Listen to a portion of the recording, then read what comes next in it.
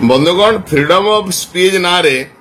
देखा मिलूँ बहुत लोक विभिन्न प्रकार जाबतीय जिनस ट्वीट करुँच फेसबुक रे छाड़ुंट व्हाट्सएप रे दौरान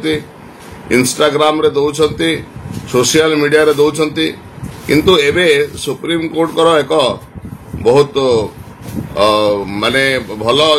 गोटे मकदमा उपरे तांकर जो आसी जो माने भर्डिक्ट आसी से प्रमाणित करुछि कि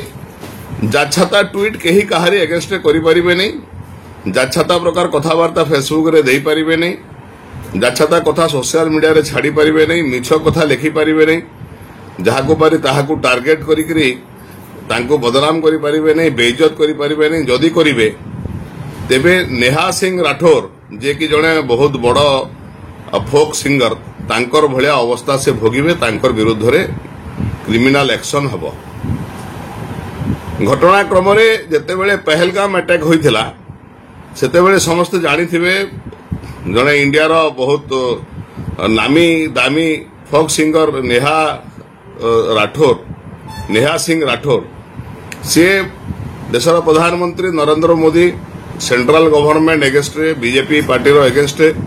नानादी प्रकार ट्वीट करथिले एवं पाखापाखि 100 खंडे ट्वीट करथिले एवं से ट्वीट गुडाक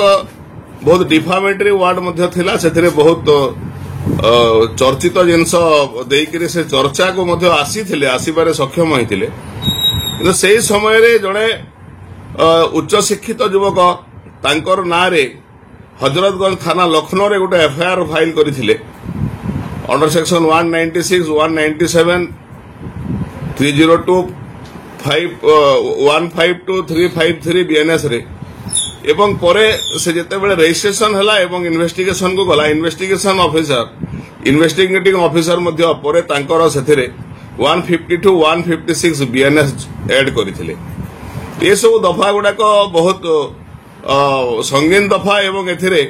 देश विरोधी काम करुथबा जिनस मध्य रहिछि एफआईआर फाइल हे गला परे विपद रे आसी गले नेहा सिंह राठौर कोनोसी समय रे मध्य तांको अरेस्ट करिवार भय तांको लागिला एणु से इलाहाबाद हाईकोर्ट को गले एवं सेठारे एफआईआर क्वाश करिवा पई से तांकर पिटिशन दाखल कले मान्यवर इलाहाबाद हाईकोर्ट से जगह रे कहिले जे तांकर इन्वेस्टिगेटिंग एजेंसी जो पाखापाखि 100 खंडे ट्वीट तार कॉपी आनिके देथिले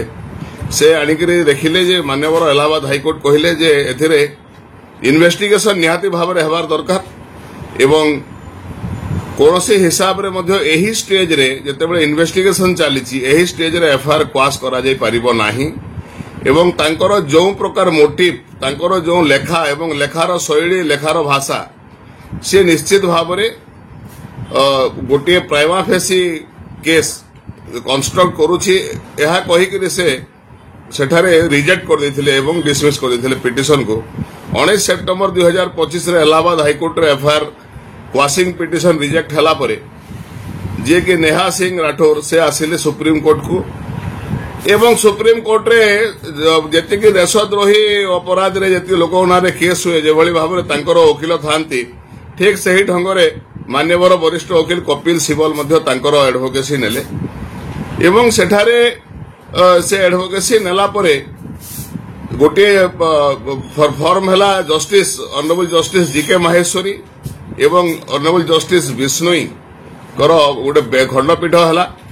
एवं सेठारे ये विचार आरंभ हला सेठारे कपिल सिबल कहिले जे केवल केतोटी ट्वीट माध्यम रे जन को देशद्रोही भलिया अपराध म्यूटेनी कला भलिया अपराध रे संगीन दफारे ताको रुजु करा जाय पारिबने कोनोसी समय रे मध्य तांकर उपरे गिरफ हेबार जो मुंड उपरे तरवाल झुलुची एणु से क्वाशिंग ऑफ एफआईआर किंबा इंटरिम प्रोटेक्शन पाई ऑनरेबल सुप्रीम कोर्ट एथरे इंटरफेयर करिवा पाई से जगह रे पिटिशन दाखल कले एवं तांकर पक्ष मध्य रखिले आर्गुमेंट बहुत लंबा रखिले से जगह मान्यवर सुप्रीम कोर्ट तांकर ट्वीट गुडा को देखिले एवं ट्वीट गुडा को देखिला परे कहिथिले जे जो पॉइंट उपरे मान्यवर कपिल सिबल सीनियर एडवोकेट से तांकर पॉइंट रेज करूछंती से सब जिनस गुडाक से जाइकरी नहीं पारिबे माने चार्ज समय रे विशेष भाव में ऑनरेबल जस्टिस जीके माहेश्वरी कही जे जेभली हिसाब रे से गोटे ट्वीट रे वर्णना करिसेंती जे honourable prime minister Narendra Modi and his ruling government से माने देशर सैनिक मानक स्पेयर करने को मध्य पछौ नाहंती पछघुंचा दौ नाहंती केवल पॉलिटिकल गेन पाई यह ट्वीट करिकरी ताकू वायरल करबार द्वारा जो समय रे पहलगाम अटैक पर ऑपरेशन सिंदूर चालुथला जेते बेले ऑपरेशन सिंदूर रे भारत वर्षर जवान माने तांकर माने काम करुथिले कार्यानुष्ठान नौथिले सही भलिया एभली ट्वीट करिके ताकू वायरल करिबार द्वारा सेथिरे सोल्जर माने डिमोरलाइज मध्य हेबार यथेष्ट संभावना थिला एवं ताहा देश विरुद्ध रे मध्य किछि कांसरे जाऊ नहीं बोली एभली मतामत देई हबो नै एणु वर्तमान प्रारंभिक समय investigation is going on not yet been completed एणु ऑनरेबल सुप्रीम कोर्ट कहिले जे से सेथिरे इंटरफियर करिवे नाही supreme court will not interfere in the investigation of the case एवं तांकर विरुद्ध रे क्रिमिनल केस चालिबो एवं जेउ सब कथा जेउ सब पॉइंट कपिल सिब्बल उठै जंते ताकू से नेकरी जेते बेले तळ कोर्ट रे चार्ज फ्रेम हबो सही समय रे ताकू से नेकरी उठै परिबे एवं सेठारे से रिलीफ पाई परिबे एही मतामत देकरी ऑनरेबल जस्टिस जीके माहेश्वरी एवं जस्टिस विष्णुईकर बेंच पिटिशन टाकू खारज कर दैछंती रिजेक्ट कर दैछंती एनो बंधुगण कि सुप्रीम कोर्ट आया है एक फेमस इकोसिस्टम अछंती जो माने बारंबार लोकों को भुआ बुलेवा पाई कहा को बेइज्जत करिवा पाई कहा को डिफेम करिवा पाई जो विभिन्न प्रकार ट्वीट सब करंती सोशल मीडिया रे फेसबुक इंस्टाग्राम गूगल प्लस लेखंती से मानक पाई माननीय सुप्रीम कोर्ट एक कड़ा चेतावनी देइछंती एवं गोटे मेसेज देइछंती यह बाबद रे जे एभली क्षेत्र रे एफआईआर कुआ सही पारिबो नाही एवं आकु क्रिमिनल केस जारी रहिबो आपण मानकु पुणी अनुरोध ये चैनल को राजनीति चर्चा चैनल को आपण माने सब्सक्राइब करंतु शेयर करंतु